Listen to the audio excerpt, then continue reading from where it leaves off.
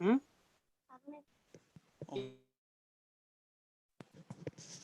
शांति। आए हुए अजून सभी आलेली नाही महाराज. भाई बहनों का स्वागत अजून है। आलेली नाही ऑनलाइन. आज हम माइंड फेस्ट के इस विशेष दिन में एक बहुत विशेष टॉपिक लेके आए हैं और हमारे बीच में शामकांत भाई जी हैं और शामकांत भाई जी से अभी हम शुरुआत करेंगे। आशा करता हूँ सभी को हमारा ऑडियो सुन रहा है। यदि सुन नहीं रहा है तो आप चैट विंडो पे मैसेज भेज सकते हैं। और साथ साथ में अभी मैं निवेदन करूंगा लता दीदी से कि भाई साहब का वो शॉर्ट में इंट्रोडक्शन देंगे। लता दीदी।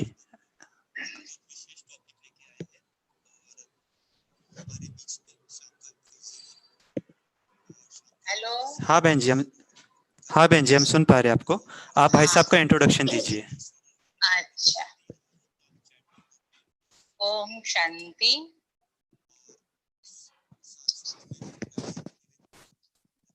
दाता विधाता भाग्य विधाता प्यारे बाप दादा के अमूल्य अनन्य रतन शामकांत भाई जी, जिन्हों को ये अलौकिक ज्ञान नारायण गांव पुणे जिले के अंदर का वहां प्राप्त हुआ है।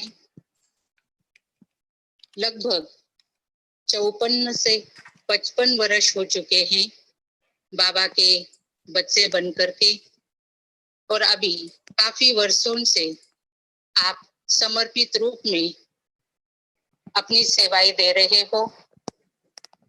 आप जैसे ज्ञान रत्नों के भंडार हो, वैसे बाबा के महावाक्यों को योग के माध्यम से अपना उसका प्रयोग करके अनुभव करने वाले और औरों को भी कराने वाले आप एक अमूल्य रतन हो। अभी आप वर्तमान समय पुणे सदाशिव पेड़ सेंटर पर समर्पित रूप में अपनी सेवाएं दे रहे हो। तो अभी आइए हम सुनते हैं उनके ज्ञान रतन, मनन किए हुए वो अमूल्य रतन, जीवन में अपनाए हुए वो अनुभव युक्त अमूल्य रतन। ओम शांति।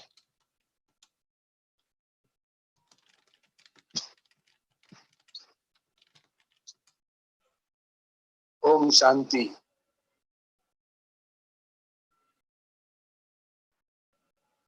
ऐसा मन तुम एक बाबा की याद में बैठते हैं।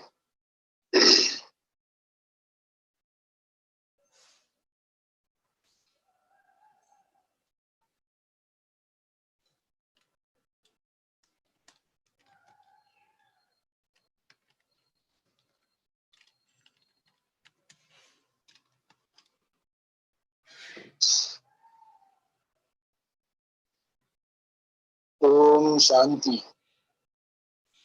बाबा कहे याद में किया हुआ कर्म यादगार बन जाता है। संगम युग ये हमारे हर कर्म की यादगार बन जाती है।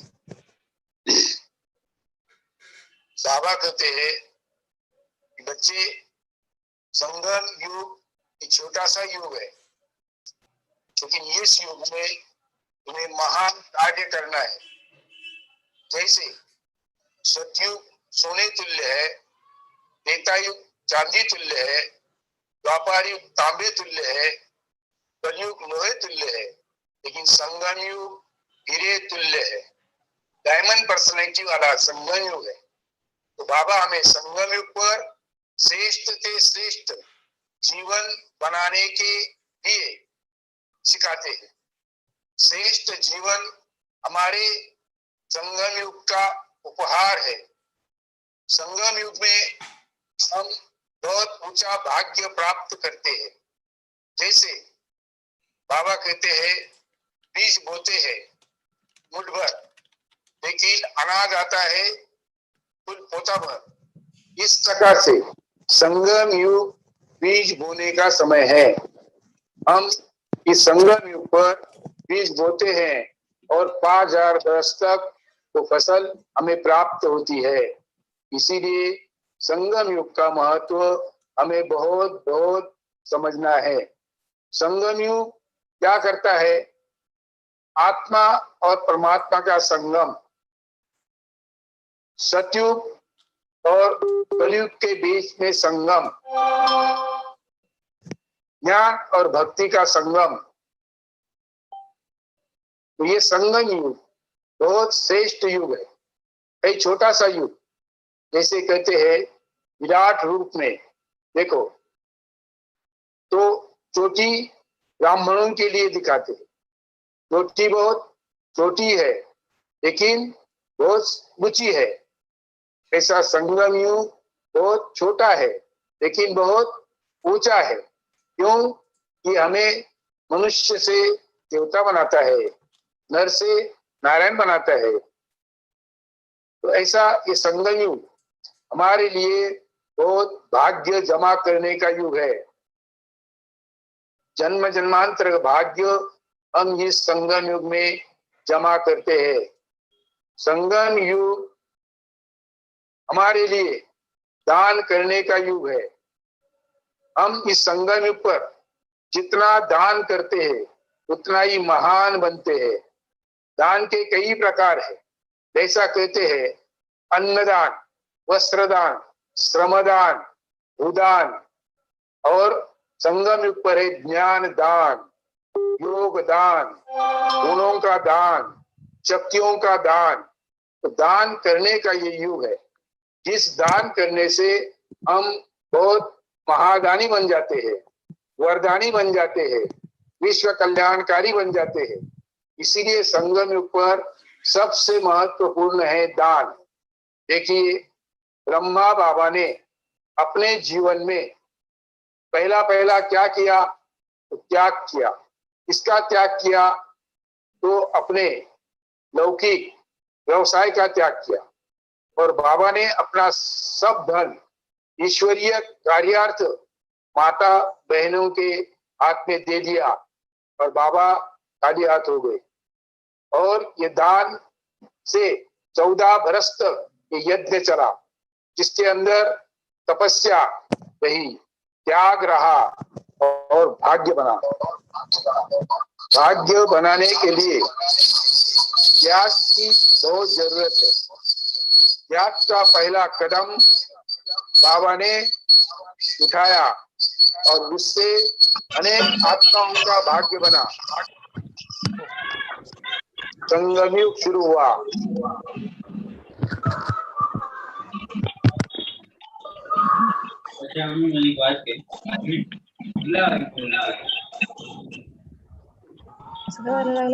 हम जो कर्म करते हैं वो कर्म श्रेष्ठ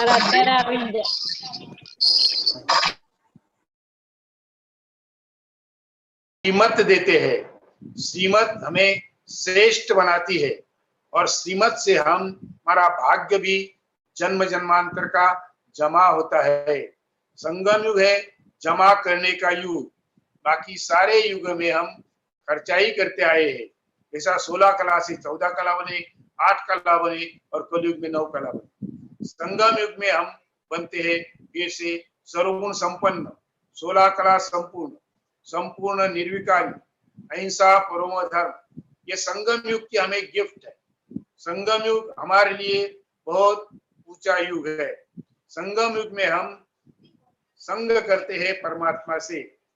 शिव बाबा से हमारा संग होता है और शिव बाबा है सत्यम शिवम सुंदरम।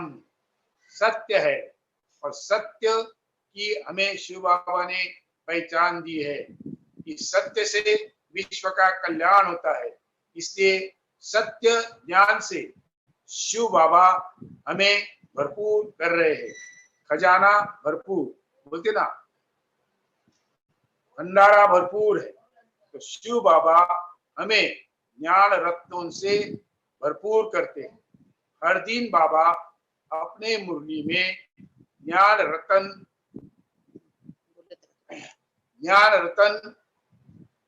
की थाली भर के देते हैं। जैसा बाबा के लिए कहते हैं ज्ञान का सागर, आनंद का सागर, प्रेम का सागर, शांति का सागर, सुख का सागर, सर्वशक्तिमान। तो बाबा हमें वो ज्ञान रतन देते हैं जो हर दिन हम बाबा के मुरली से ज्ञान रतन सुनते हैं। इन रत्नों से हमारी पालना होती है।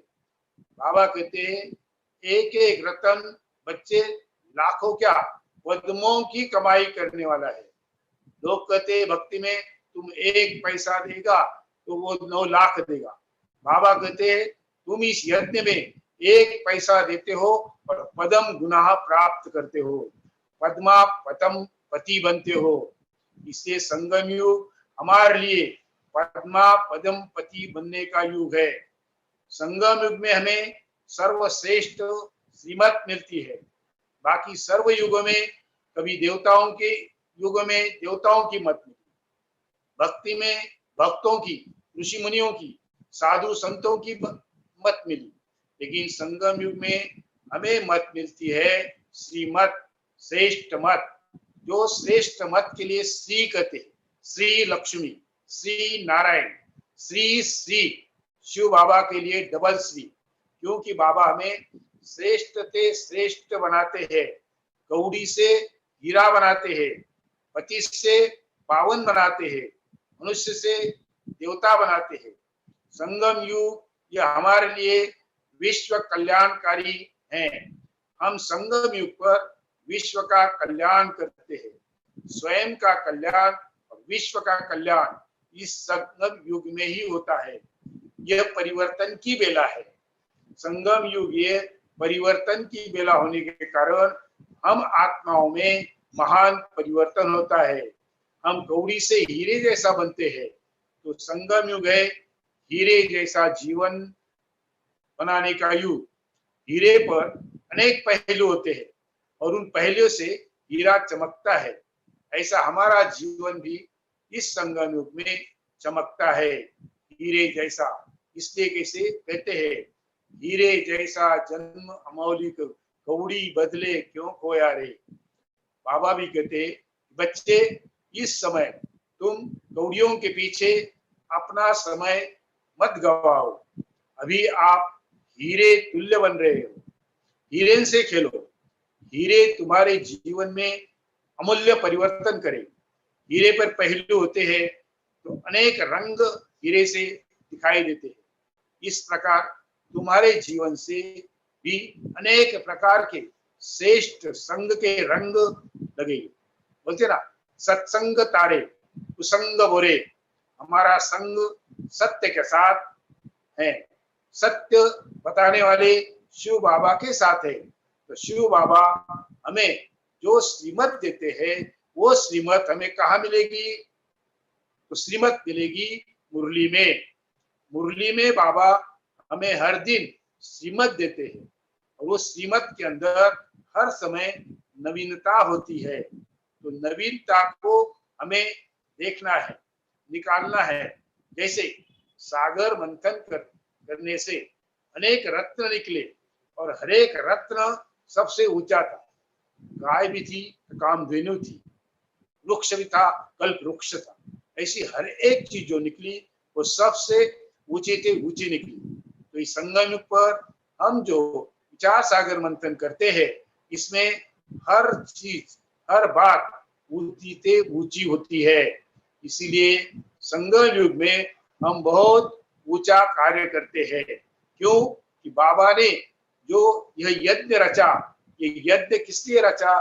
तो हमारे बच्चों से श्रेष्ठ से श्रेष्ठ कर्म करने के लिए रचा। इस यज्ञ में हम जो भी आहुति देते हैं, जैसे देह अभिमान, देह अहंकार, काम क्रोध लोभ अहंकार आदि विकारों की आहुति देते हैं और इस आहुति से हम अपने आप को श्रेष्ठ बनाते हैं, गुणवान बनाते हैं, ज्ञानवान बनाते हैं, योग युक्त बनाते हैं और हम विकारों से मुक्त होते हैं, विचारों से मुक्त होते हैं, निर्बंधन बनते हैं। हमारे संबंध सब एक शिव बाबा से होने से हमारे कर्म श्रेष्ठ बनते हैं।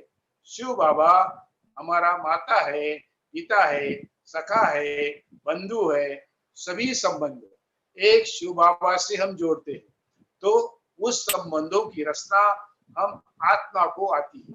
वासना भी होती है कि हम भगवान के बच्चे हैं, हम भगवान हमारे भाग्य बना रहे हैं, और वो भाग्य बनाने के लिए वो हमें श्रीमत दे रहे हैं। तो इस श्रीमत से हमें अपना भाग्य ऊंचाते ऊंचा बनाना है और जन्म जन्मांतर की कमाई करनी है।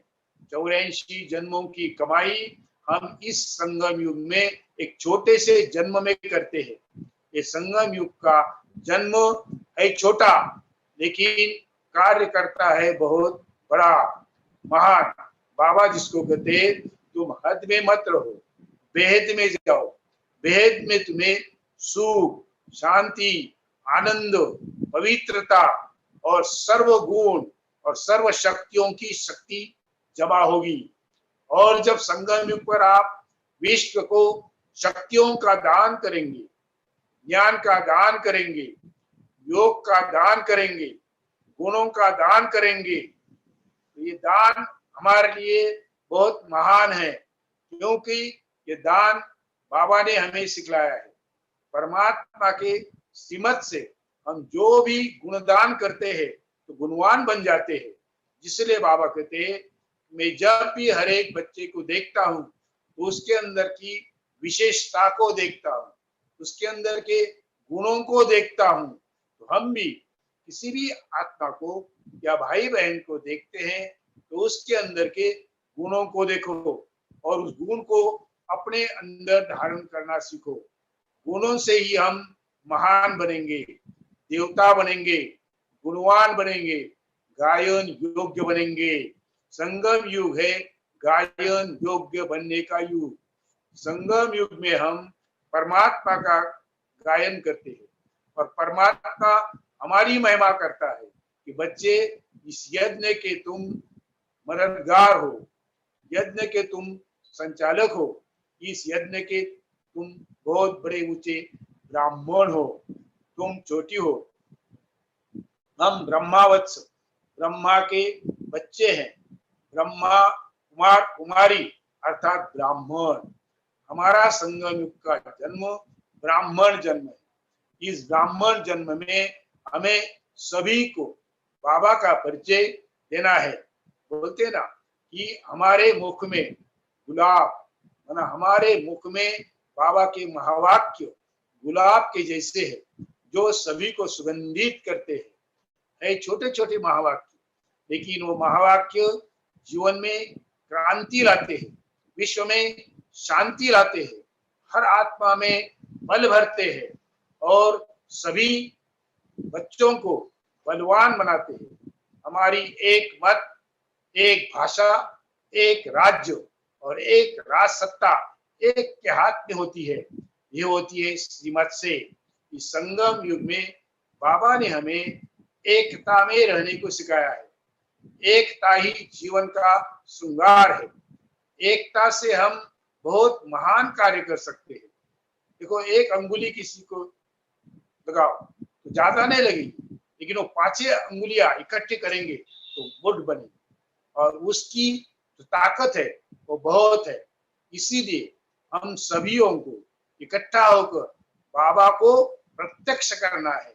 और ये संगम युग है परमात्मा प्रत्यक्ष करने का युग। जैसा बाबा ने हम बच्चों को विश्व के अंदर प्रत्यक्ष किया, इसी प्रकार से हमें भी बाबा को सारे विश्व में प्रत्यक्ष करना है। वो कैसा करेंगे?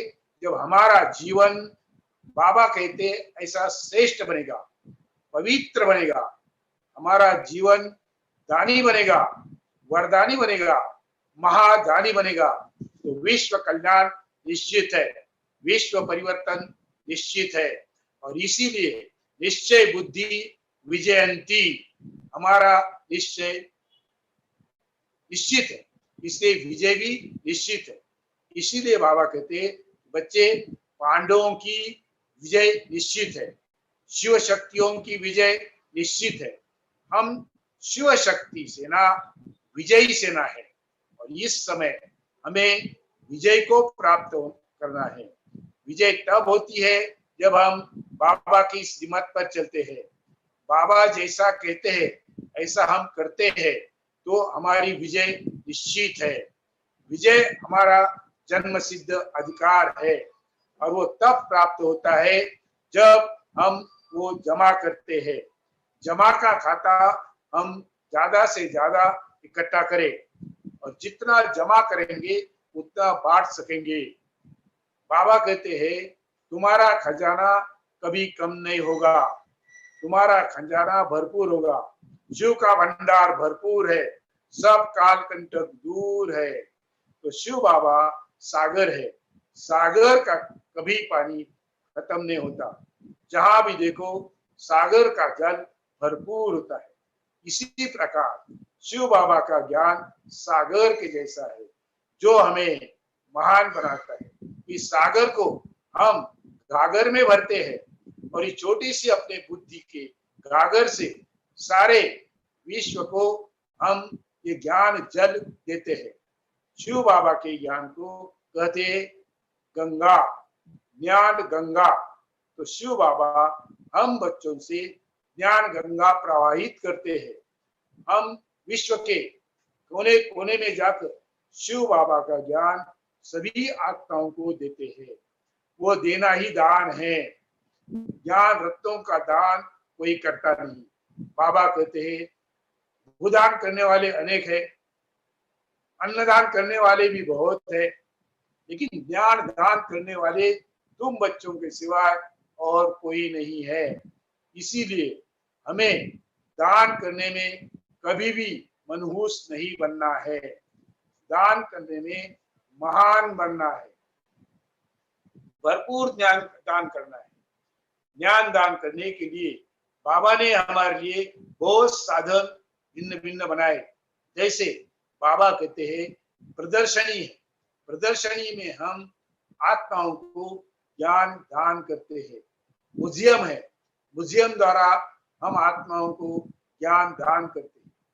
प्रवचन है, इन प्रवचनों द्वारा हम ज्ञान दान करते हैं। वीडियो टीओ द्वारा ज्ञान दान करते हैं। ये दान करना महान कर्तव्य है। ज्ञान का दान हमारे लिए वरदान बन जाता है। वरदान और दान हमेशा ऊपर से दिया जाता है। किसी को भी दान करते हैं तो दान करने वाले का हाथ हमेशा ऊपर होता है। हम भी जब दान करते हैं तो ऊपर से करते हैं, माना अपने आत्माभिमानी स्थिति से, अव्यक्त स्थिति से, अशरीरी बनकर हम किसी आत्मा को दान करते हैं तो वो आत्मा भी वो अशरीरीपन का अनुभव करती है, अव्यक्त स्थिति का अनुभव करती है, आत्माभिमानी बनने का अनुभव करती है। तो बाबा ने कहा कि बच्चे, बाबा जैसा सर्वशक्तिवान है, गुणों की खान है, इस प्रकार से तुम बच्चे भी गुणों की खान हो, मास्टर सर्वशक्तिवान हो। सभी आत्माओं को शक्तियों का दान करना है। कितनी प्रकार की शक्ति बाबा ने हमें दी है। सहन करने की शक्ति दी है, परखने की शक्ति दी है, सहयोग देने की शक्ति दी है, समान बनने की शक्ति दी है, सहज योगी बनने की शक्ति दी है। सहयोग से ही हम सहज राजयोगी बना सकते हैं। स्वयं भी राजयोगी बनते हैं और अन्य आत्माओं को भी राजयोगी बनाते हैं। यह है योगदान। योगदान हम समय समय पर करते हैं, जिसके लिए बाबा कहते हैं एकांत में बैठकर योग का दान करो। तो बाबा कहते हैं अमरूद वेला बहुत ऊंचा समय है। अमरूद वेला बैठकर तुम सारे विश्व को योग दान कर सकते हो और इस योग दान से सारे विश्व में योग की लहरें प्रकंपन निर्माण होंगे और वो योग तत्व को परिवर्तन करेगा, आत्माओं को परिवर्तन करेगा, विश्व परिवर्तन करेगा। इसलिए योग का भी बहुत बड़ा महत्व है, जिसके लिए बाबा कहते हैं योग तो दुनिया में कई प्रकार के सिखाते हैं, लेकिन तुम जो सिखाते हो वो है सहज राज योग, जो सर्व योगों का राजा है, जिस राजयोग से तुम आत्माएं योगी बनते हो, योग्य बनते हो। किसके योग्य? ईश्वरीय कार्य के योग्य हमें बनना है। जब हम ईश्वरीय कार्य के योग्य बनते हैं तो बाबा हमें ईश्वरीय कार्य की जिम्मेवारी भी देते हैं, जिस जिम्मेवारी से हमारे जीवन में परिवर्तन होता है। और जिम्मेवारी का एक कदम हम उठाते हैं तो पदम पति बन जाते हैं, कदम कदम जमा होते हैं। इसीलिए एक कदम भी हमारे लिए पदम पति बनाने वाला है।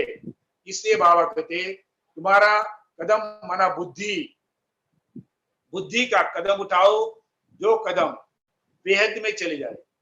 सारे विश्व के आत्माओं को बुद्धि में ये ज्ञान मिल जाए कि हमारा आत्माओं का बाप शिव बाबा इस धरती पर आया हुआ है और वो शिव बाबा ब्रह्मा मुख से हमें ज्ञान अमृत पिला रहा है, ज्ञान वीणा बजा रहा है, ज्ञान मुरली सुना रहा है। जिसका मुरली से प्यार है उसका मुरलीधर से भी प्यार है। तो मुरली में हमें महान संदेश मिलते हैं, जो संदेश समय समय पर बाबा हमें देते हैं।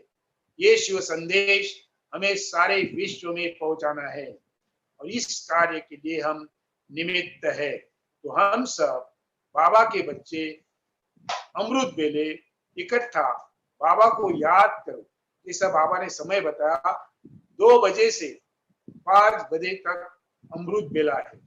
इस अमृत बेले के घड़ी में हम शिव बाबा को इतना प्यार से याद करें, एकांत और एकाग्रता से याद करें, तो हमारा वो योग का दान सभी ओर जाएगा और वो योग का दान आत्माओं में परिवर्तन करेगा।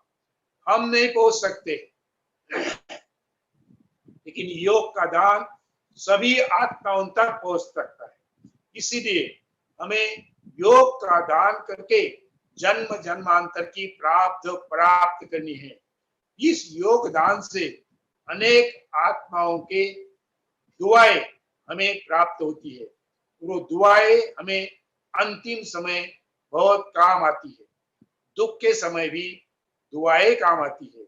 इसलिए कहते हैं ले लो दुआएं माँ बाप की, मिट जाएगी गठड़ी पाप की। तो हम शिव बाबा हमारे माता पिता है, उनसे हम दुआएं लेते हैं और वो दुआओं से हम भरपूर होते हैं और सारे विश्व में दुआओं का खजाना लूटते हैं, बांटते हैं। कि दुआएं देते रहो, दुआएं देते रहो। दुआएं दुख दर्द को कम करती है, ऐसी दुआएं बाबा हमें देते हैं। जिन दुआओं से दुख दर्द कम होता है, आत्माओं को परमात्मा के साथ का संग मिलता है। इसीलिए परमात्मा के संग में रहने के लिए सदैव जमा का खाता बढ़ाओ। संगम युग है जमा का खाता बढ़ाने का युग। इसीलिए हम ज्ञान से जमा करें तो ज्ञानी बने, ज्ञानवान बने। योग से जमा करें तो योगवान बने, योगानंद बने।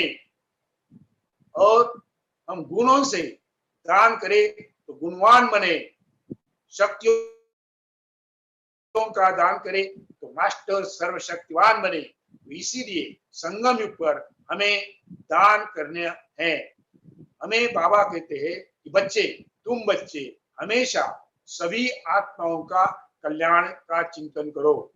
सभी का कल्याण होगा तो तुम्हारा भी कल्याण उसके अंदर भरा हुआ है। यह परिवार सबसे बड़ा परिवार है। इतना बड़ा परिवार सारे विश्व में भी किसी का नहीं होता। ऐसे परिवार के लिए हम सब महान कार्य कर रहे हैं और ये ईश्वरीय परिवार सभी को सुख देने वाला है। अतीन्द्रिय सुख की अनुभूति इस परिवार से होती है। इसलिए परिवार का बहुत बहुत ध्यान रखो। परिवार के अंदर कभी भी झूठ बोलना, चोरी चकारी करना नहीं होना चाहिए। ये तुम्हारा परिवार है। परिवार में आपस में बहुत प्रेम से रहो। इसलिए कहते प्रेम तुम्हारे जीवन का उपहार है, प्रेम तुम्हारे जीवन का संगीत है, प्रेम से तुम विश्व पर जीत पाते हो। शस्त्र से अभी तक किसी ने भी विश्व पर जीत नहीं पाई, लेकिन आप बच्चे विश्व पर जीत पाते हो, विश्व महाराजन बनते हो। कैसे? प्रेम से। तो प्रेम से हम एक दूसरों को बोलते रहे, एक दूसरों को देखते रहे, प्रेम बांटो, प्रेम दियो। प्रेम से ही हमारा जीवन बहुत श्रेष्ठ बनेगा। श्रेष्ठ से श्रेष्ठ जीवन बनाने का आधार है प्रेम, ईश्वरीय प्रेम, रूहानी प्रेम, अलौकिक प्रेम, आध्यात्मिक प्रेम। बाबा ने हमें आत्मिक प्रेम देकर आत्माओं का संगठन बनाया। सभी आत्माओं को मुक्ति और जीवन मुक्ति देने का आधार है ईश्वरीय मत। कहते हैं मुक्ति, जीवन मुक्ति आपका जन्म सिद्ध अधिकार है और वो अधिकार आप एक सेकंड में प्राप्त कर सकते हो। तो उसके लिए कोई ज्यादा समय नहीं, सेकंड। हम बाबा के बने तो विश्व के मालिक बन गए। पुरुषार्थ करना हर एक का अपना अपना काम है, कर्तव्य है, लेकिन बाबा का बना और विश्व का मालिक बन गया तो हम 5 तत्वों पर भी विजय प्राप्त करते हैं और विश्व के अंदर सभी आत्माओं को भी हम ऊंचे से ऊंचे बनाते हैं। इसीलिए इस संगम योग को हम समझे और परमात्मा के संग में रहकर अनेक आत्माओं को भी कुसंग से छुड़ाकर परमात्मा के संग में लाए। व्यस्तों का संग बुरा संग है, गलत काम करना बुरा संग है, अनेकों के मत में चलना बुरा संग है। एक के संग में चलकर एक की मत पर चलो तो एकता बनी रहेगी और एकता से ही तुम महान कार्य कर सकते हो। विश्व परिवर्तन का कार्य करने के लिए शिव बाबा इस धरती पर आए हैं, तो हमारा भी कार्य है विश्व परिवर्तन करना। विश्व परिवर्तन के लिए हमें योग का बहुत बहुत अभ्यास करना चाहिए। बाबा कहते हैं बच्चे रात को सोने से पहले कम से कम आधा घंटा बाबा की याद में बैठो। बहुत प्यार से बाबा को याद करो, बाबा को सारा पोता मेल दो और फिर बाबा की गोद में सो जाओ तो तुम्हारी नींद भी विश्व कल्याण का कार्य करेगी। नींद में भी तुम अपने सूक्ष्म शरीरों से सूक्ष्म दुनिया में सेवा करोगे। अनेक आत्माओं को बाबा का परिचय देने के लिए तुम पहुंच जाओगे। अपने सूक्ष्म देह से कई जगह हम पहुंच सकते हैं। जहां शरीर से नहीं पहुंच सकते हैं वहां सूक्ष्म देह से हम पहुंचते हैं या श्रेष्ठ संकल्पों से पहुंचते हैं। तो श्रेष्ठ संकल्प श्रेष्ठ परमात्मा शिव बाबा से हमें प्राप्त होते हैं। श्रेष्ठ संकल्प हमें हमारा भाग्य श्रेष्ठ बनाते हैं। इसीलिए शिव बाबा कहते हैं कि बच्चे श्रेष्ठ कार्य करने के लिए तुम्हें श्रीमत मिली है, इस श्रीमत का पालन करो। श्रीमत के पालन करने से हमारा जीवन श्रेष्ठ बनेगा और अन्य आत्माओं का जीवन भी श्रेष्ठ बनेगा। हमारा भाग्य खुलेगा तो अनेक आत्माओं का भी भाग्य खुलेगा। अनेक आत्माओं का भाग्य खोलने के लिए बाबा ने हमें ये ज्ञान की चाबी दी है, की दी है। इस की से हम किसी का भी भाग्य खोल सकते हैं और वो भाग्य खोलने की है मन मना भव। मन से एक बाप को याद करो, मन सदैव बाबा के साथ जुटा रहे तो अनेकों का भाग्य खुल सकता है। मन मना भव ये महामंत्र है। ये महामंत्र कोई भी साधु सन्यासी ऋषि मुनि नहीं दे सकते, लेकिन बाबा ने हमें ऐसा महान मंत्र दिया है जो सारे विश्व में महान बनाएगा। मन मना भव मध्याजी भव। मध्य में विष्णु है, हमें विष्णु जैसा बनना है। चतुर्भुज विष्णु, ये हमारे गृहस्थी जीवन का प्रतीक है। बाबा ने हमें संन्यास नहीं कराया, गृहस्थी जीवन में रहते हुए ट्रस्टी बनाया, निमित्त बनाया, और निमित्त भाव से निरहंकारी बनाया, निर्मोही बनाया, निर्विकारी बनाया। और हम बाबा को बहुत बहुत शुक्रिया करते हैं कि बाबा आपने हमें क्या से क्या बनाया, कितना ऊंचा बनाया, कितना श्रेष्ठ बनाया। इसलिए बाबा कहते हैं कि बच्चे, अभी तुम बच्चे गुणवान बनो। ज्ञान का दान करना तो बहुत सहज है, लेकिन गुणों का दान करना बहुत बहुत मेहनत का काम है। क्यों? क्योंकि गुण अपने जीवन में होते हैं, और जीवन में गुण आते हैं तो हम गुणवान बनते हैं, गायन योग्य बनते हैं। कितने गुण हैं, जैसे शांति, आनंद, प्रेम, सहनशीलता, नम्रता, दया, करुणा, ये सारे गुण हैं। कितने गुणों को हम अपने जीवन में धारण करें, गुणवान बने। तो जीवन में जब गुण धारण करते हैं तो हम देवता बनते हैं। इससे कहते दैवी गुण। दैवी गुण हमारे जीवन में आते हैं तो हम देवता बनते हैं, और देवता हमेशा देते हैं। हमें भी इस संगम युग पर जो कुछ बाबा ने दिया है वो सब कुछ सारे विश्व को देना है, सारे विश्व को आत्माओं को देना है। इतना ही नहीं, योग बल से इस तत्वों को भी परिवर्तन करना है। ये तत्व भी सतयुग में हमें सुख देंगे, कभी भी दुख नहीं देंगे। बाबा कहते हैं ये तत्व सतयुग में दासी के जैसे काम करते हैं। तत्व को तुम जो ऑर्डर देंगे वैसे ही तत्व अपना कार्य करेंगे। पंच तत्व भी बहुत हमें सहयोग देते हैं। ये पंच तत्वों का बना हुआ शरीर हमारे लिए बहुत अमूल्य है, क्योंकि संगम युग में इस शरीर से ही हम शिव बाबा का महान से महान कार्य कर सकते हैं, शिव बाबा की महिमा कर सकते हैं, अनेक आत्माओं को बाबा का संदेश पहुंचाने के लिए जगह जगह जा सकते हैं। बाबा कहते हैं कि बच्चे, संगम युग 5000 बरस के बाद आता है। तो संगम युग में हम जो कार्य करते हैं वो 5000 वर्ष के लिए यूज होती है। तो संगम युग में हर कार्य 5000 वर्ष के बाद हुबेहूब रिपीट होता है। इससे बाबा कहते हैं कि बच्चे, तुम जो करते हो वो 5000 वर्ष के बाद जैसे कि वैसा ही रिपीट होगा। इसलिए बाबा कहते हैं तुम्हें जो कार्य करना है वो सदा शिव बाबा के संग रहकर कार्य करना है। ब्रह्मा बाबा ने भी अपना इतना श्रेष्ठ जीवन बनाया। कैसा बनाया? शिव बाबा के संग से। शिव बाबा के संग में ब्रह्मा सबसे नजदीक है, क्योंकि शिव बाबा ब्रह्मा बाबा के भ्रुकुटी के बीच में आते हैं। ब्रह्मा की आत्मा और शिव बाबा की आत्मा कितने नजदीक है। तो ये संग है ना। तो हम तो बाबा से थोड़ा दूर होते हैं, लेकिन फिर भी बाबा की मुरली हम कानों से सुनते हैं।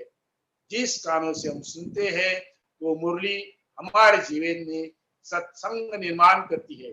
सत्य का संग तारे, कुसंग बोरे। इसीलिए सत्य वचन हमें बोलने हैं, झूठ नहीं।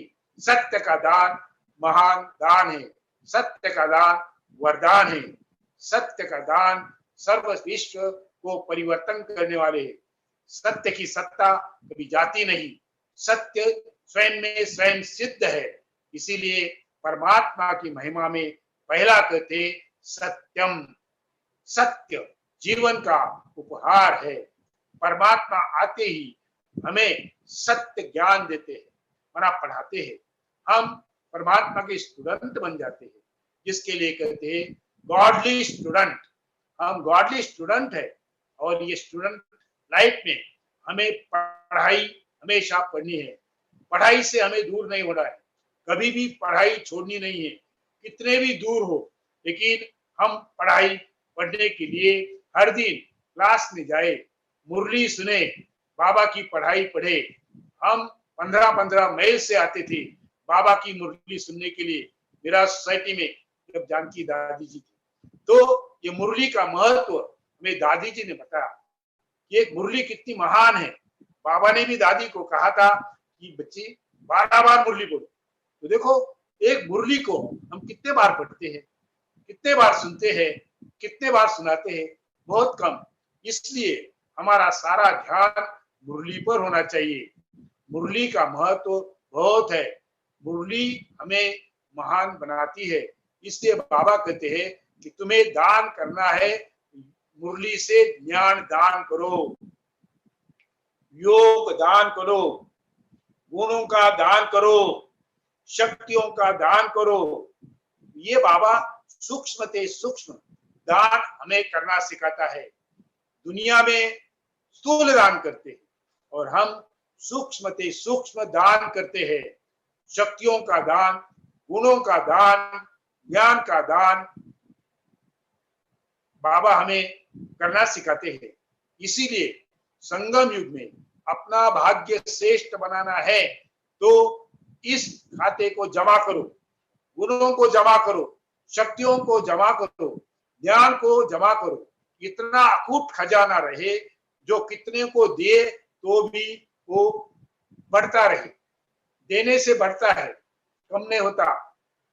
और जो देता है उसके बाद सभी आते हैं। देखो वृक्ष है, वृक्ष के नीचे सब कौन से वृक्ष में नीचे आते हैं? जो वृक्ष छाया देता है उसके छाया में लोग बैठते हैं।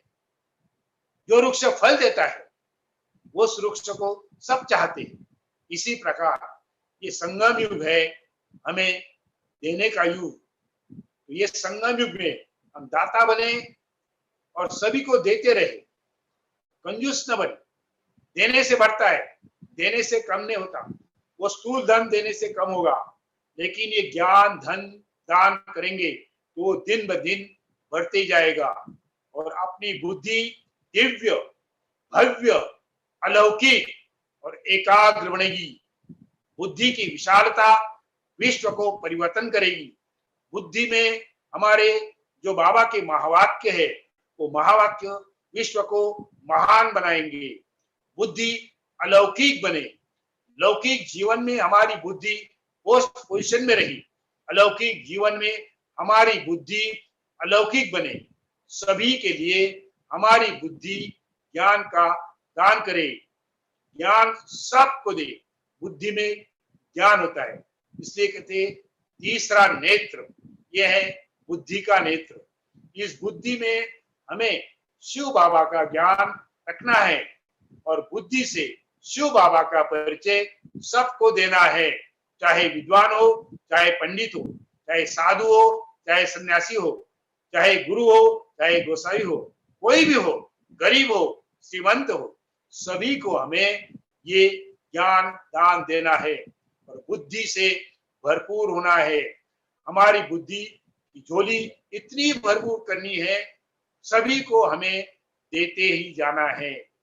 बुद्धि अलौकिक बने, पारलौकिक बुद्धि में परम धाम याद रहे, परम धाम की ऊंचाई से हम सभी को देते रहे, सारे विश्व को परम धाम से हम बाबा के साथ किरण दे रहे हैं। शांति की शक्ति के किरण, ज्ञान के किरण, योग के किरण, मुक्ति के किरण और बीजरूप स्थिति में हम सभी को आत्माओं की स्मृति दिला रहे हैं कि आप आत्मा भी बीजरूप हो और परम धाम की रहने वाली हो, परमात्मा के संग में रहने वाली हो और इस सृष्टि पर आप आए हो परमात्मा का कार्य करने के लिए। तो इस सृष्टि ड्रामा पर हम आए हैं परमात्मा का कार्य के लिए।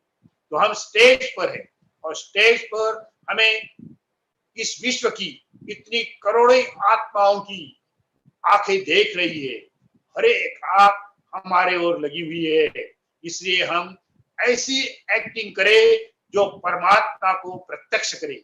हमारी एक्ट से परमात्मा प्रत्यक्ष हो, हमारी चलन से विश्व परिवर्तन हो, हमारी चलन किसी भी आत्मा को प्रेरणा मिले, शक्ति देवे, उस आत्मा को मुक्ति मिले, उस आत्मा को श्रेष्ठ संकल्प मिले, उसके व्यर्थ संकल्प समाप्त हो जाए और समर्थ संकल्प निर्माण हो। समर्थ परमात्मा हमें समर्थ संकल्प देते हैं और उस समर्थ संकल्प से हमारा जीवन समर्थ बनता है, व्यर्थ समाप्त होता है। समर्थ जीवन हमारे लिए बहुत ऊंचा जीवन है।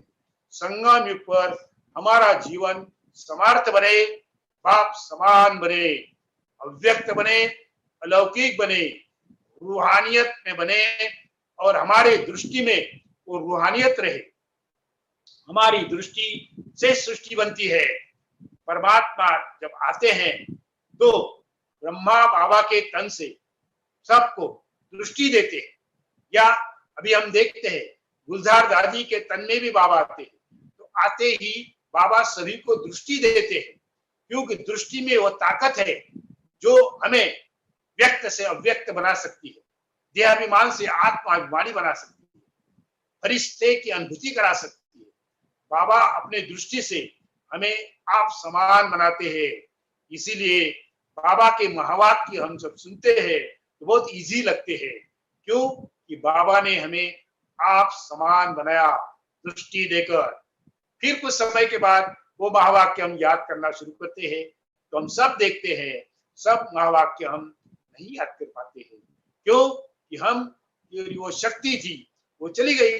इसीलिए बाप समान शक्तिवान बनना है। तो बाप समान शक्तिवान बनेंगे तो सारे विश्व को परिवर्तन कर सकेंगे। किसी भी आत्मा को परिवर्तन करने का आधार है संकल्प। संकल्प श्रेष्ठ हो, दृढ़ संकल्प हो। संकल्प में महान शक्ति है। संकल्प कोई कम नहीं है। विश्व परिवर्तन का संकल्प, आत्माभिमानी बनने का संकल्प, ईश्वरीय संतान का संकल्प, हम रूहानी स्टूडेंट है, ये श्रेष्ठ संकल्प। वैसे श्रेष्ठ संकल्प करते रहो और अनेक आत्माओं का संकल्प पहुंच जाएगा। जहां आप नहीं पहुंचेंगे वहां संकल्प पहुंच जाएगा और उस संकल्प से बाबा भी वहां पहुंच जाएगा। बाबा ने कहा था कि बच्चे हम तुम्हारे साथ है, डरने की क्या बात है। शिव बाबा हमारे साथ है, ब्रह्मा बाबा हमारे साथ है, तो डरने की क्या बात है। हम कहाँ भी हो लेकिन बाबा हमारे संग है, साथ है। साथ और हाथ बाबा का है तो हमारे जीवन में परिवर्तन निश्चित है और हमारे जीवन में धारणा भी निश्चित है। इसीलिए हम बाबा के साथ रहे और सभी को बाबा के साथ रहने का संदेश दे।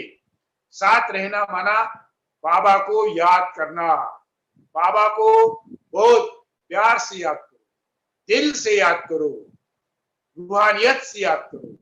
बाबा को जितना हम प्यार से याद करेंगे तो बाबा का प्यार भी हमारे तक पहुंच जाएगा और हमारा प्यार भी विश्व तक पहुंच जाएगा। तो ये प्यार भरी दुनिया बाबा निर्माण कर रहा है। सतयुग आने वाला है, कलयुग जाने वाला है। सतयुग में देवी देवताएं कितना प्यार से रहते हैं, बहुत आपस में प्यार रहता है। इसी प्रकार इस परिवार में हमारा बहुत प्यार होना चाहिए। बाबा का एक एक बच्चा बहुत ऊंचा है, हीरा है। इसलिए बाबा कहते हैं कि बच्चे ये वैजयंती माला तुम्हारी यादगार है। एक श्रीमत के सूत्र में हम सब पिरोए हुए हैं। तो ऐसे श्रीमत पर चलो और माला के मन का बनो। माला में पिरोए रहते हो तो ये माला का एक एक मन का कौन बनते हैं? जो मन से सदैव शिव बाबा को याद करते हैं वो बनते हैं माला का मन का। जो शिव बाबा का ज्ञान अमृत का कलश अपने माथे पर लेते हैं और सारे विश्व को ज्ञान अमृत पिलाते हैं वो बनते हैं माला का मन का। जो एक श्रीमत पर चलते हैं, एक धागे में पिरोए जाते हैं वो बनते हैं माला का मन का। ऐसे हम रुद्र माला के मन के हैं, रुद्र शिव बाबा के बच्चे हैं। हम बच्चे शिव बाबा को प्रत्यक्ष करने के निमित्त है।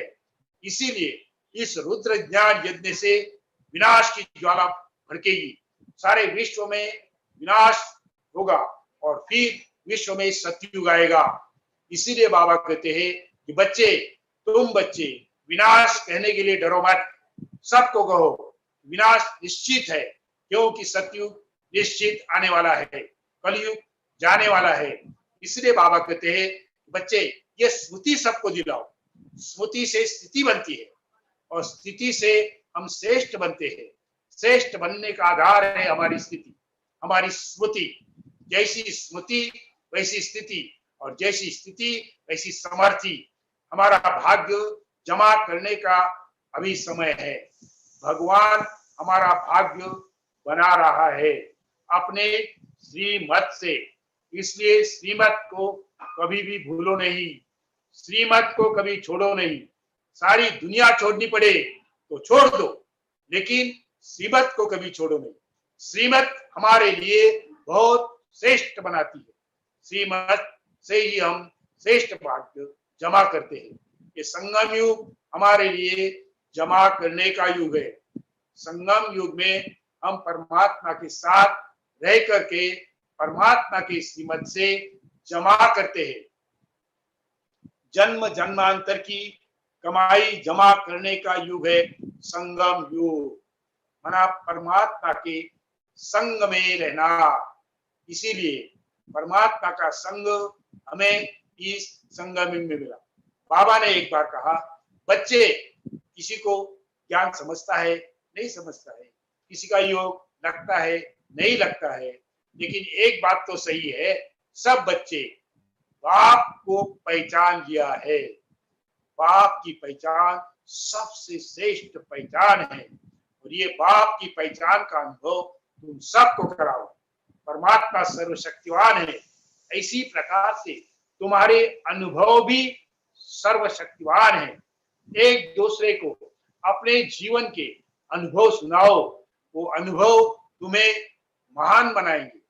अनुभवी कभी फंसता नहीं, अनुभवी कभी रुसता नहीं। अनुभवी के बोल अनमोल होते हैं, हीरे जैसे होते हैं। अनुभवी के वाक्य महावाक्य होते हैं। इसलिए हम संगम युग पर बाबा के साथ का अनुभव करें। सुबह से लेकर रात तक जो भी कर्म हम करते हैं वो बाबा के साथ करें, बाबा के संग करें। पहला बाबा को याद करें, बाद में कर्म करें। जैसा पहला भोग लगाए, बाद में भोजन करे। जैसा पहला कार्य करने से पहले बाबा को याद करे, फिर कार्य करना शुरू करे। बोलने से पहले बाबा को याद करे और फिर बोलना शुरू करे। आपके मुख पर सरस्वती हो, बुद्धि पर शिव बाबा विराजमान हो। तो देखिए आपकी बुद्धि कैसी चलती है, आपका मुख क्या महावाक्य बोलता है, तो आपके मुख से वो महावाक्य वरदानी बोल निकल पड़ेंगे। जिस वरदानी बोल से अनेक आत्माओं का कल्याण होगा, विश्व का कल्याण होगा, सर्व आत्माओं का कल्याण होगा। ये कल्याणकारी पुरुषोत्तम संगम युग है। इसलिए बाबा कहते मैंने जो तुम्हें ज्ञान दिया है वो ज्ञान को कहते स्वदर्शन चक्र का ज्ञान, आदि मध्य अंत का ज्ञान। ये स्वदर्शन चक्र तुम्हारे लिए एक आईना है। इसके अंदर आप देख सकते हो आप कितने महान बनते हो। आपके इतने जन्म कोई भी धर्मात्माएं नहीं लेती है। आप 84 जन्म लेते हो और कोई भी आत्मा इतने जन्म नहीं लेती। ये संगम युग में हम कितने महान हैं, कितने जमा का खाता जमा करने के लिए हम निमित्त है। हमारा स्वयं का भी जमा का खाता जमा होगा और अन्य आत्माओं का भी जमा का खाता जमा करने के हम निमित्त है। जितने हम रुद्र ज्ञान यज्ञ के सहयोगी बनते हैं, बाबा के कार्य में मददगार बनते हैं और अन्य आत्माओं को भी मदद करने के लिए निमित्त बनाते हैं, तो हम निर्माण बनते हैं, निरहंकारी बनते हैं। तो हम बच्चे अभी निर्माण बने, निर्विकारी बने और बाबा से हम प्राप्ति करें। जो बाबा से प्राप्त किया है वो सभी को बांटते जाए, बांटते जाए, बांटते जाए, तो आपका खजाना बढ़ते जाएगा, बढ़ते जाएगा, बढ़ते जाएगा। ओम शांति, ओम शांति, ओम शांति, शांति शांति। ओम शांति। भाई साहब का बहुत बहुत तहे दिल से धन्यवाद। भाई साहब आप सुन पा रहे हैं ना मुझे? हाँ हाँ सुन रहे। जी जी हाँ, बहुत अच्छी बात है। तो मैं सभी को बता देते हैं, भाई साहब साकार बाबा की पालना लिए हुए है ना। आज के टाइम पे बहुत कम ऐसे रत्न होते हैं जिन्होंने स्वयं ब्रह्मा बाबा की पालना ली है। तो हम बहुत हाँ लकी है कि आज ऐसे विशेष बाबा की पालना लिए हुए रतन और इतने सालों से जो बिना किसी रुकावट के ज्ञान मार्ग में चल रहे हैं। और हमने सुना है कि विशेष जो कुमार भाई है या युवा भाई को भाई साहब बहुत प्रोत्साहन देते थे आगे बढ़ने के लिए। और आज जैसे भाई साहब ने विशेष रूप से सभी को बताया है कि आमतौर पे दान शब्द का अर्थ हम खाली स्थूल रूप में लेते हैं, लेकिन संगम युग में दान का अर्थ कितना गहरा होता है। और दान केवल स्थूल धन ही नहीं, लेकिन हमारा संकल्प, हमारे बोल, हमारा ज्ञान रत्न जो बाबा से मिले हैं, गुण, हमारी शक्तियाँ, कितना विराट इसका विश्लेषण है भाई साहब ने बहुत अच्छी तरह से हम सभी के सामने प्रस्तुत किया है। भाई साहब हमारे साथ 5-10 मिनट और रहेंगे। यदि किसी के कुछ प्रश्न है, आप भाई साहब से पूछना चाहते हो, तो आप आपका हाथ ऊपर कीजिए इसमें वर्चुअल हैंड जो सेक्शन है। साथ साथ में भाई साहब यूट्यूब पे भी हमारे साथ 30 से ऊपर भाई बहनें जुड़े हुए हैं। तो यूट्यूब पे भी आप अपने प्रश्न कमेंट सेक्शन में डाल सकते हैं, तो हम वहाँ से पढ़कर भाई साहब को ज़रूर पूछेंगे। तो भाई साहब एक प्रश्न आया है, अभिजीत भाई ने पूछा है, दादी जानकी जी के साथ का कुछ अनुभव भाई साहब आपका है तो थोड़ा आप शेयर करेंगे, हम सब जानना चाहेंगे। हाँ, अभिजीत भाई ने दादी पूछा। जानकी के साथ, दादी जी की जी जानकी दीदी के साथ हमारा बहुत अच्छे अच्छे अनुभव। जैसे एक अनुभव हम आपको सुनाते हैं। हम चिंचोड़ में रहते थे और वहाँ बाबा ने हमको भेजा, हम गए। तो जाने के बाद वह हमने सेवा करना शुरू कर दी। कॉलेज में सेवा की और कॉलेज के प्रोफेसर, प्रिंसिपल और हजारों विद्यार्थियों को बहुत अच्छा लगा। उन्होंने कहा कि आप अपने बहन को या दादी जी को बुलाओ, तो हम बहुत बड़ा प्रोग्राम रखेंगे। तो हमने बोला ठीक है। फिर उस समय सुंदरी दीदी थी, हमने दीदी को बताया। तो दादी तो मधुबन में थी। तो फिर हमने दादी को छोटा सा पत्र लिखा उस समय का, और वो पत्र जब मधुबन में पहुंचा और दादी ने पढ़ा, तो दादी वहां से, मधुबन से निकल आई पूना में, और पूना में आकर बहन जी को बता दिया कि शामकान ने कहा प्रोग्राम रखा है, उस प्रोग्राम के लिए मैं आई हूँ। और सचमुच दादी का हमको फोन आया कि कब प्रोग्राम। हम बोले अभी है शाम। तो दादी आई मधुबन से और उस प्रोग्राम में उपस्थित रही, और दादी ने साथ साथ मधुबन से टोली भी लाई, और सबको प्रोग्राम होने के बाद टोली भी खिलाई। दादी बहुत खुश रही, दादी को बहुत खुशी हो गई। तो इतनी आत्माओं को, सारे प्रोफेसर और इतने स्टूडेंट थे, इतना फुल था, तो बात नहीं पूछो। और दादी ने सभी को सफरचंद जो लाई थी टोकरी में, वो टीचर्स को और कुछ विद्यार्थियों को दिए, और दादी को बहुत खुशी हुई। ये दादी का एक अनुभव है कि दादी को आप कहो और दादी कभी ना नहीं कहेंगी, सदैव कहेंगी हाँ जी। जैसा बाबा ने भी कहा ना कि दादी का गुण है हाँ जी कहना। ये भी हमने अनुभव किया। अच्छा, जी, थैंक यू भाई जी। एक प्रश्न और आया है कि भाई साहब आप ज्ञान में कैसे, आपको निश्चय कैसे हुआ कि बाबा ही हमारा माना पिता है और ज्ञान मार्ग में चलना ही जीवन का लक्ष्य है? ये आपका जीवन में ऐसा टर्निंग पॉइंट क्या था? हाँ, निश्चय की बात ना। जी अच्छा, देखो क्या हुआ था, हम उस समय स्कूल में पढ़ते थे, और स्कूल में पढ़ते पढ़ते हम हर शनिचर को इकट्ठा आते थे, और इकट्ठा आकर कुछ कहानियां सुनाते रहते थे। तो एक शनिचर में हम इकट्ठे आए, और शनिचर बाजार का दिन था, तो हम वहां बैठे थे। एक भाई मधुबन, दशरथ भाई मधुबन से होकर आए थे, और वो भी बैठे थे। तो फिर हमने कहा दशरथ भाई, आप बाबा के, तुम जो गए मिलके आए, उसके अनुभव सुनाओ या उनकी कहानी सुनाओ।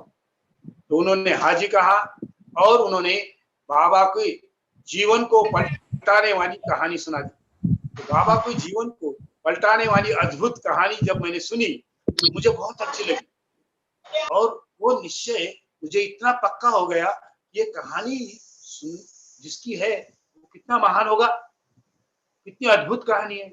उसके अंदर दो बातें मुझे अद्भुत लगी। एक, आत्मा ऊपर से आती है शरीर में और शरीर धारण कर कर कैसे प्राण बजाती है, तो ये अद्भुत है। और फिर जाती है, कैसी जाती है, तो ये बहुत सी जीवन कहानी में बहुत अद्भुत अद्भुत बातें मुझे सुनने को मिली। और ये सुनने के बाद मैं दूसरे दिन संडे था, फिर उस सेवा केंद्र पर गया जो गीता पाठशाला थी। ऊपर गया तो वहां एक मुसलमान भाई माना इस्माइल भाई बैठे थे, कोई नहीं था वहां। मैं गया, वहां गया तो वहां दीवार पर 3 चित्र लटकाए हुए थे। एक चित्र था कल्पवृक्ष का, उसको मैं देखते रहा तो मुझे बहुत समझ में आ गया, ये चित्र बहुत अच्छा है, बहुत अलौकिक है। तो इस्माइल भाई बोले कि मैं समझाऊं, तो मैं बोला नहीं, हम समझ गए इस चित्र। तो बोले क्या समझा? मैंने बोला इस झाड़ पे जितने भी लटके हुए चेहरे हैं ना, वो है पाप आत्माएं, ये कभी पुण्य नहीं कर सकते। ये लटके हुए क्यों रखा है? क्यों? ये गलत काम करते हैं, इसीलिए द्वापर से वो लटके हुए वृक्ष के ऊपर चेहरे दिखाई देते हैं भिन्न भिन्न प्रकार के। ओम शांति बोलो। तो इससे निश्चय हुआ हमारा बहुत पक्का। जी धन्यवाद भाई जी। भाई साहब एक प्रश्न और आया है कि वर्तमान समय हम देख रहे हैं कि लॉकडाउन और ये वायरस के कारण बहुत भय भरा वातावरण सारे संसार में है। तो ऐसे समय हमें क्या पुरुषार्थ करना चाहिए? वैसे तो आपने शायद बताया है, लेकिन फिर भी एक शॉर्ट में इन आत्मा को बता सकते हो वर्तमान समय अनुसार पुरुषार्थ। अभी वर्तमान समय में ये कोरोना ये जो आया है, तो ये एक सूक्ष्म जंतु है और ये सूक्ष्म जंतु अनेकों के पास पहुंचता है। तो बाबा कहते करो ना, बाबा की याद करो ना तो कोरोना दूर हो जाएगा। तो बाबा की याद करते करते हम कोरोना को भी दूर कर देंगे। ये शक्ति हमें बाबा से मिलेगी और जो आत्माएं भयभीत हुई है उनको भी ये शक्ति इस समय मिलेगी। जब बाबा को याद करो, याद करने से शक्ति मिलेगी और इस भयभीत होने वाले कोरोना से भी मुक्ति मिलेगी। जी धन्यवाद भाई जी, बहुत सरल रूप से आपने बताया बाबा वर्तमान समय बाबा की याद का क्या महत्व है। और भाई बहने, यदि आप अपना माइक अनम्यूट करके भाई साहब को पूछना चाहते हैं तो आप माइक को अनम्यूट कर सकते हैं और डायरेक्टली भाई साहब से बात कर सकते हैं। हाँ, और किससे बात करना है बोलो।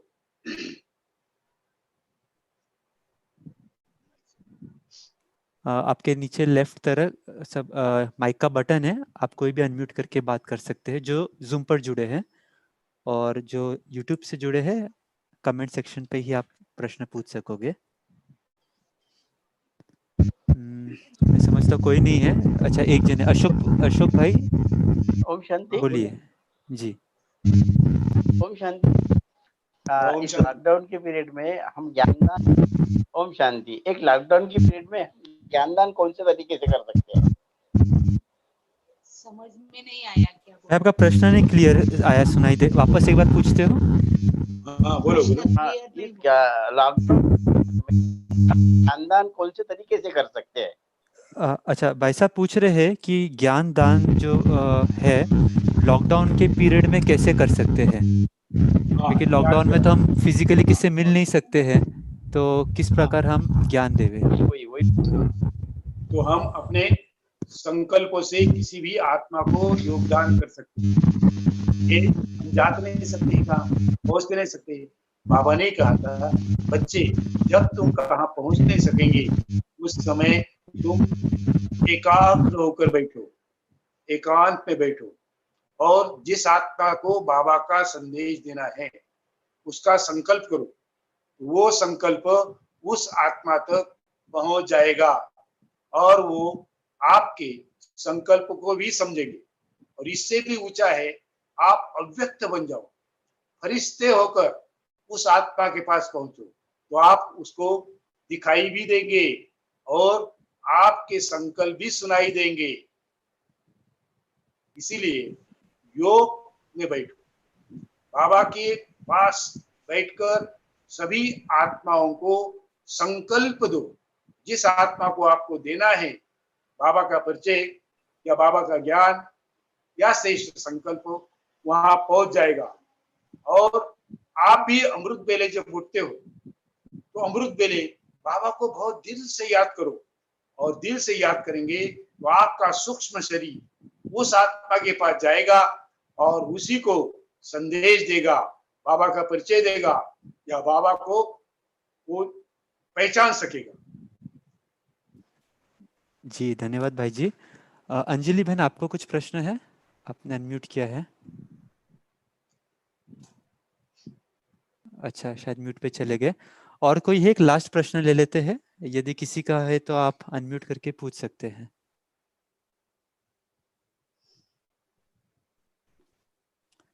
ठीक है। एक्चुअली भाई साहब आपने इतना अच्छा क्लास कराया कि हम सभी भी प्रश्न से फारिग हो गए हैं। तो एक बार फिर से भाई साहब का बहुत धन्यवाद कि आपने अपना महत्वपूर्ण समय देकर हम सभी को बहुत अच्छा दिशा निर्देशन किया है। और हम ज़रूर आपके बताए अनुसार जो बाबा की श्रीमत है और संगम युग का जो समय है उसे श्रेष्ठ दान करके बिताएंगे। और भाई साहब ऐसे हमसे पुनः मिलते रहना ताकि हम सभी भी ज्ञान रत्नों से लाभान्वित होते रहेंगे। तो सभी की तरफ से ओम भाई साहब का शांति। बहुत बहुत धन्यवाद। ओम शांति। Thank you. Good night. आपने भी ओम बहुत शांति। इसलिए ओम शांति। ओम शांति। सभी अपना थैंक यू। माइक अनम्यूट करके भाई साहब को थैंक्स बोल सकते हैं। ओम शांति। thanks। चिंसोर से नवनाथ भाई।